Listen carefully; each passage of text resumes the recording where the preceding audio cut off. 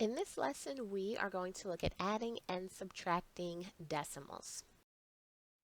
Here's our first example, 4.25 plus 1.967, or we can read it as 4 and 25 hundredths plus 1 and 967 thousandths.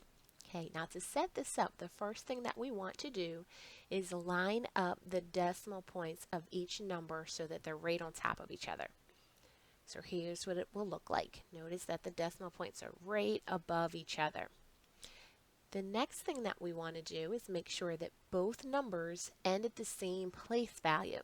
Now our first number, the 4 and 25 hundredths, ends with the hundredths place value where that 5 is.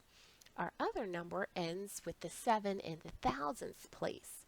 We want to make sure both numbers go out to the same place value, so we can add zeros at the end of any number that we need to fill in any missing pieces.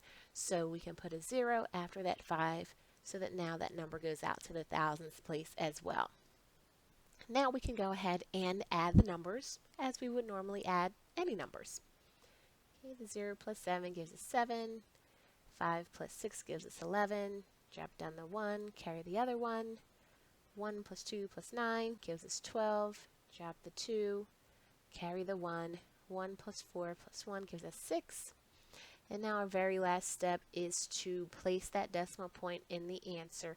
Very easy to forget to do that, so make sure that you always put your decimal point in your answers, your last step. And since we have the decimal points lined up in the numbers that we were adding, we just drag that decimal point down into our answer and everything is all set. Our final sum is 6 and 217 thousandths.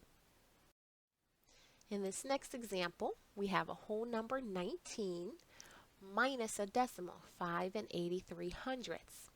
Now we said that our first step is to line up the decimal points. Well, the number 19 does not have a decimal point because it's a whole number. But remember, whenever we need a decimal point in a whole number, we just place it right at the end. Now we can write our minus 5.83 underneath, making sure that the decimal points are lined up right above each other. Now we want to make sure that both numbers go out to the same place value. Well, the second number, 5.83, goes out to the hundredths place where that 3 is. So we also need to make sure that our 19 goes out to the hundredths place. So we can add 2 zeros at the end to do that. Now we can subtract as normal. Of course, we can't really subtract from those zeros there, so we're going to need to borrow from a number that's not a 0 to change those zeros into tens.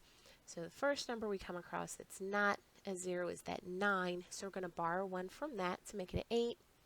That can make the 0 next to it turn into a 10.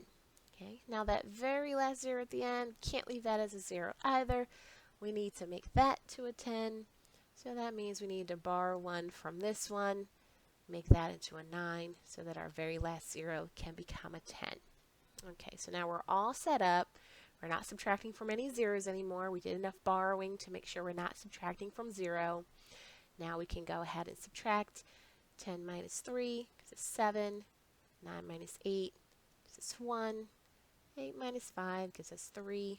Bring down the 1. Of course, our very last step, don't forget this last step, is to place the decimal point in the answer and just drag it down from where the other decimal points are. And our final answer is 13 and 17 hundredths. All right, so just make sure that you follow these steps whenever you're adding and subtracting with decimals. Line up the decimal points. Make sure that both numbers go out to the same place value. Add any extra zeros in the end as you need to. And then from there, you're just adding and subtracting as normal and place that final decimal point in the answer so that it lines up with the other decimal points.